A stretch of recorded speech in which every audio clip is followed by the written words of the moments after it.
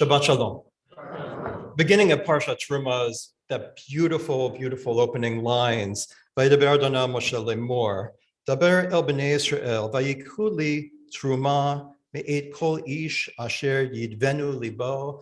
And I don't just love the word yidvenu because the root of it, of course, is nadav. Daber bnei Yisrael, vayikhu li truma me'et kol ish asher yidvenu libo, tikhu et trumati. Tell the Israelite people to bring me gifts, donations, nidavot, that which voluntarily flows from their heart, free will offering. So you shall accept gifts from me, from every person whose heart so moves them. Exactly as I show you, and let them make me a sanctuary that I may dwell among them. And again, this repeats in the Haftarah, V'shichanti b'toch b'nei Yisrael v'lo e'ezov et ami Yisrael. I will abide among the children of Israel. I'll tent among them. I'll dwell among them, and I will never forsake my people Israel. In the beginning, when it says that, it has like a description exactly as I show you the pattern of the Mishkan and the pattern of its furnishing, so shall you make it. As I mentioned earlier, Jewish mysticism, it's seen that there's a pattern here that shows the true connection between lower and upper worlds. So who is giving so freely? It's the men, the women, and the children together, bringing offerings of their heart to make the temple. And the temple, this model for humanity and our connection to God. Throughout the Bible, of course, men, women, and children together assemble to worship God, to pray to God, and to meet with God. And while we have a category of ritual impurity, people can be tameh, a man can be tameh, a woman can be tameah.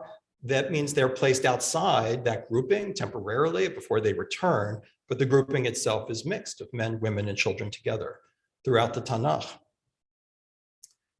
It was until the 11th century, post-Talmudic, that we know of any separation between men and women in prayer, which would make sense since it started in Muslim countries where that practice was practiced in Islam. So how is it that this past week, the Israeli government has backed off yet again from an agreement they made to restore the temple that we are describing today, the initial building of it, to not allow for the gathering of men, women, and children together in a space so close to what we call the Kotel. A little history. There was no synagogue at the Kotel until 1948, and men prayed beside women without any mechitza. This is historically true. Jewish prayer there became popular in the 1500s. It is clear from various testimony from those who lived in Jerusalem, especially I'm going to quote from the 1800s, and in photographs and paintings, that women visited the Kotel on a regular basis. Men and women were mixed. Women frequently made up the majority of worshipers at the Kotel, and there was no permanent mechitza next to the Kotel in 1948, when the Kotel and the Old City were captured by the Jordanians. As one person said in his eyewitness testimony, it's a memoir, I remember when I was very young that there was this guy, Simon Tov Meyohas, and he used to sit at the Kotel with a table and a chair in front of him. And if a distinguished man or woman came, he would give them that chair to sit on. In June 1967, the Kotel was under the jurisdiction of Rabbi Gorin and the IDF chaplains. And a few days after the war, bulldozers came and cleared away many houses near the Kotel to form the plaza that we see today. At that time, Prime Minister Levi Eshkol and Moshe Dayan wanted to give the responsibility for all religious and historical sites in that area, including the Kotel, to the National Parks Authority. After all, it's basically a national park. It's a national monument, hadn't been a synagogue. But Dr. Zer Varhaftig, the Minister of Religion, was adamantly opposed. And by June 26, 1967, the Kotel was placed under the jurisdiction of the Ministry of Religion. At the same time, the Knesset passed the Protection of Holy Places Law, which appointed the chief rabbis of Israel to set the rules and regulations of the Kotel. In less than 3 weeks, they erected the first official mechitza at the Kotel. So since 1967, there was a small lower area that those Haredim designated as a synagogue. Can you do that? Can you take an outdoor space and declare it a synagogue? There are halachot about it. And the answer is, if you can take a courtyard space and you can assure that nothing else happens there except Beit Knesset type stuff, you can take a courtyard and declare it, but can no longer function as a courtyard did before. So they specifically, the chief rabbinate, the Haredim, designated a small area in front of the wall as a synagogue, and they specifically designated the rest of the plaza as not a synagogue, so as to ensure that that area could be used for national ceremonies, which would not be appropriate in a synagogue, and for other activities. This is their own distinction. So this actually led to the possibility, originally posed by the Haredim, of archaeological excavations in what is now called the Davidson Archaeological Park, from which many fascinating and vital discoveries were made under the authority of the Park Authority. And the upper Kotel Plaza, explicitly designated as a non-synagogue space by the Haredim themselves, was placed under the authority of the parks before. So it was placed under the authority of the parks, although it has since been claimed by the Haredim under their auspices. So several years ago, I don't need to tell you, that for many years, the women of the wall, under direction of many different women, including the very powerful person, Anat Hoffman, brought Torah scrolls to the women's section and to pray, Rosh Chodesh, other times, bring talit, and this is also opposed by the Haredim, not just to daven. Women can have their own personal prayers, but they can't lead prayers. And they led prayers. So of course, as you know, they were attacked, there have been riots, and they have been charged and convicted of disturbing the peace, disturbing the natural order. I find it's interesting that they're disturbing the public order. And I think of what we were just told by Ramban about the Parsha, that there's something about the order of all of these polls, and there's something about the order of what's taking place in exactly that location that's supposed to mirror the divine order. But the women somehow, they're actually convicted technically of disrupting the order, even though it had always been very different. So a compromise came about.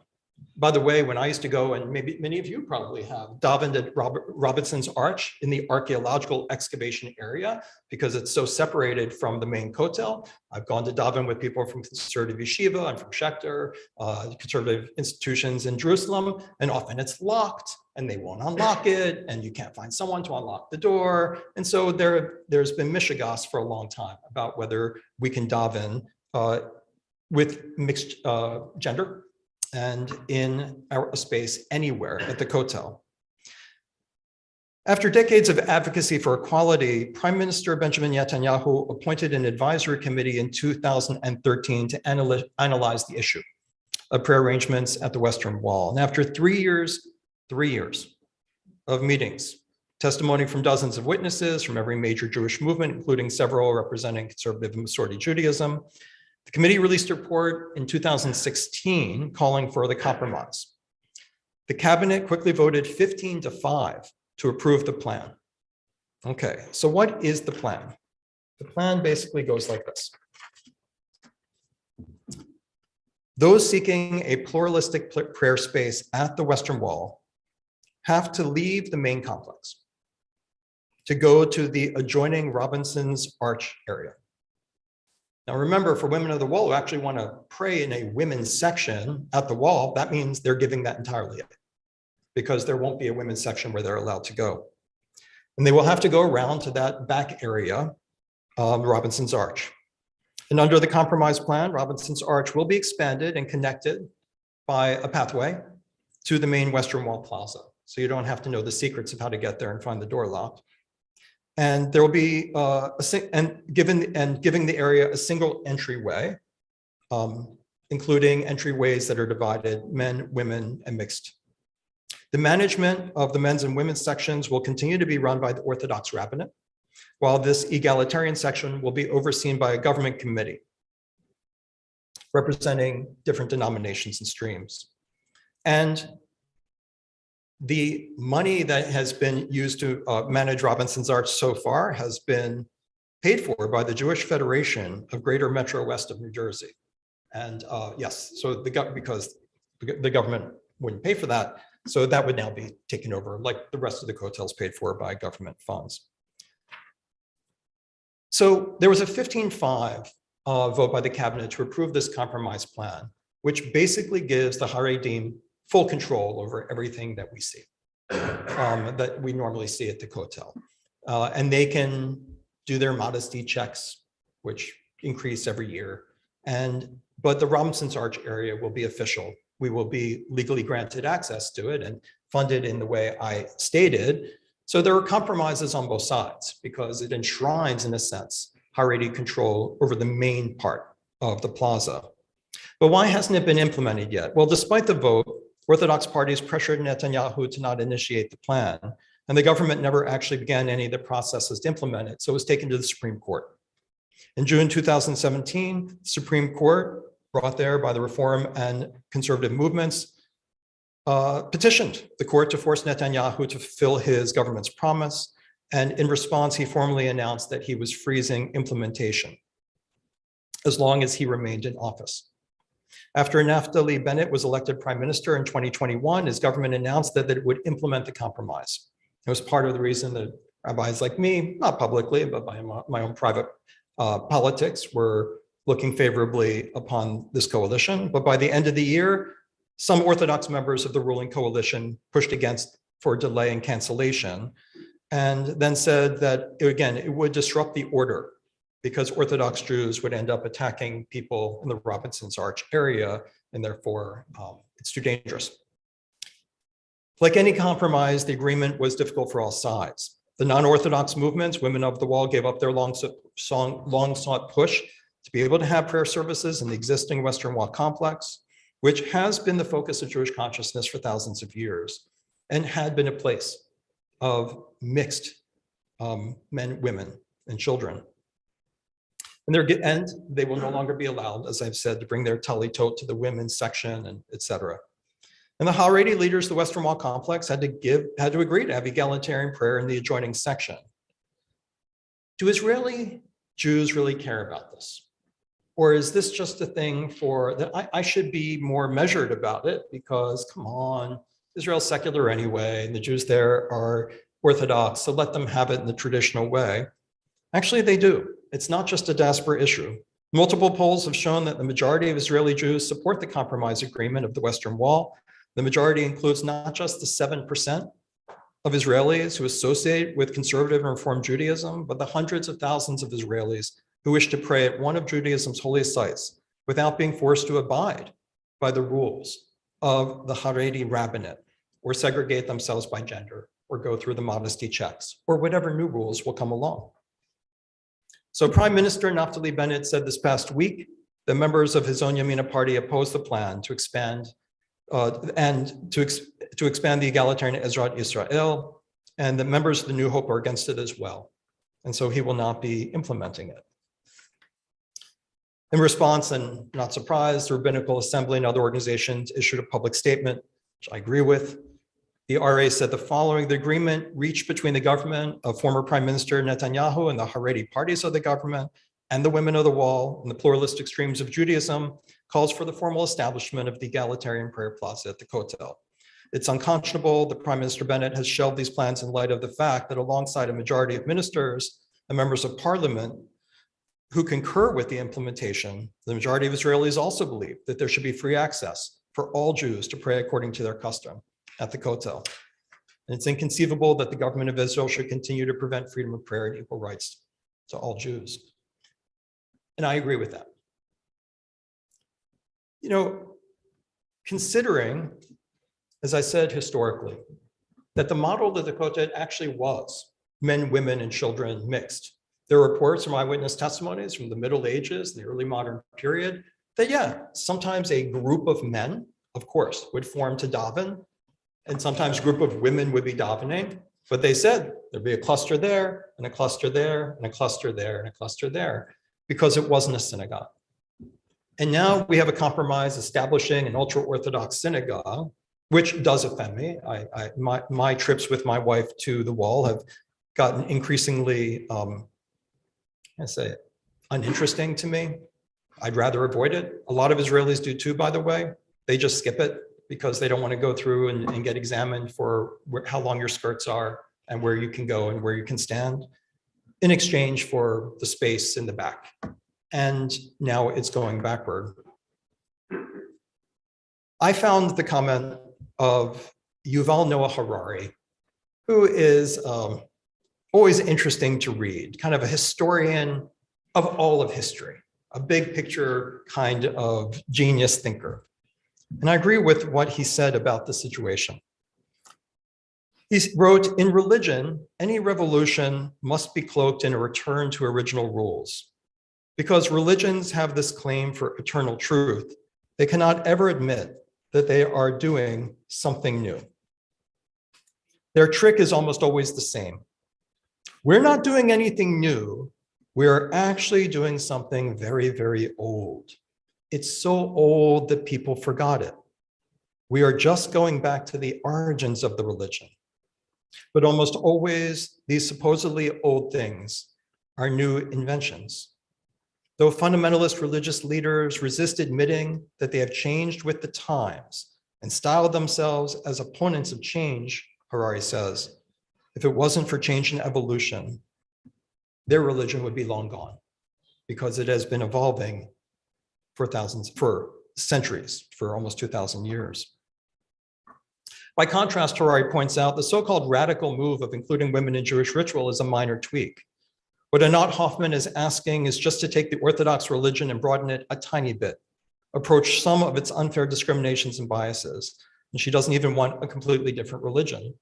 The one thing I disagree with in Harari is he thinks that pressure to expand and be inclusive by a little bit is a modern invention, and maybe he's right. But I actually practice what he accuses the Haredim of, so I recognize a fault I have in myself when I see it in another, and that is, I do think history is important. And I do think that originally we had men and women and children davening and praying together, and that this is not pressure from the outside to change the tradition. I'm the one who says, it may seem like it's forgotten, but that was the tradition. And that's important to me. So I think his point is insightful, and it's the main thesis I present to you today.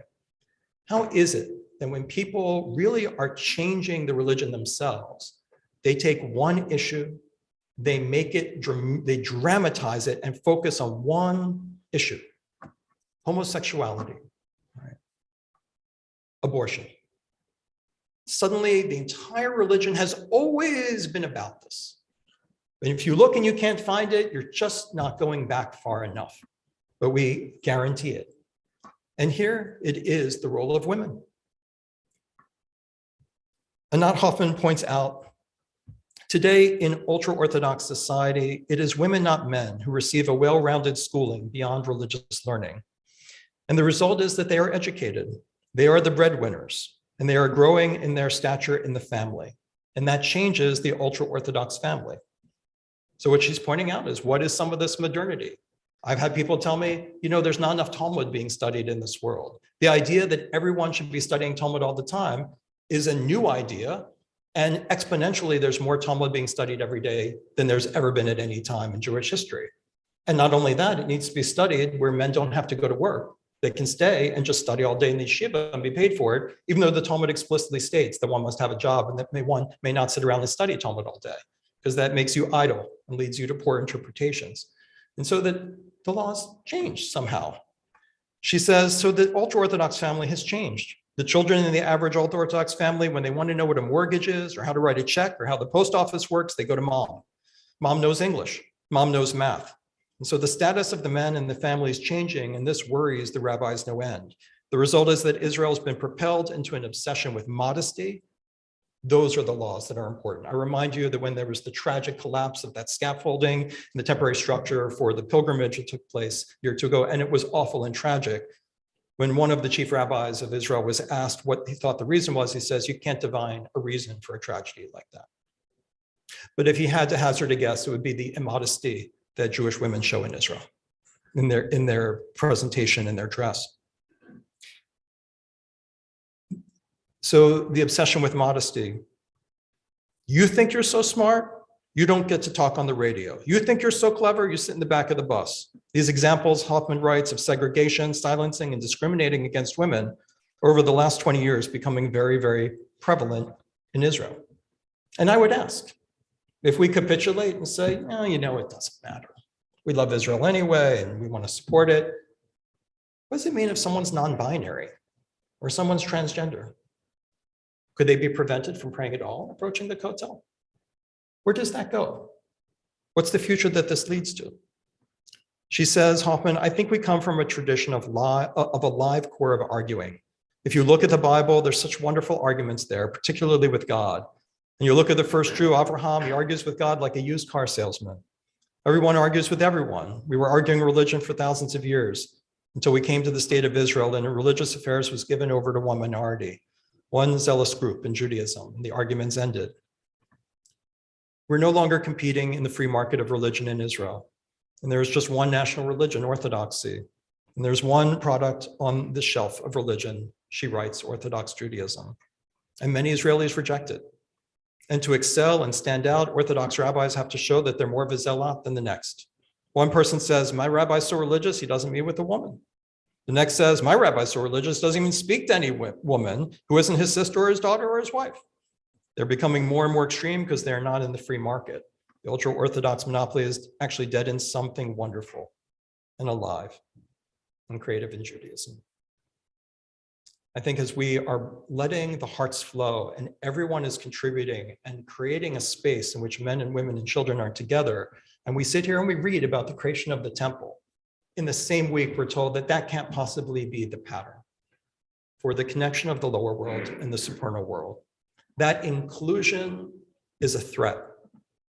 I say it's the original pattern, and I think it needs to be restored. Shabbat Shalom.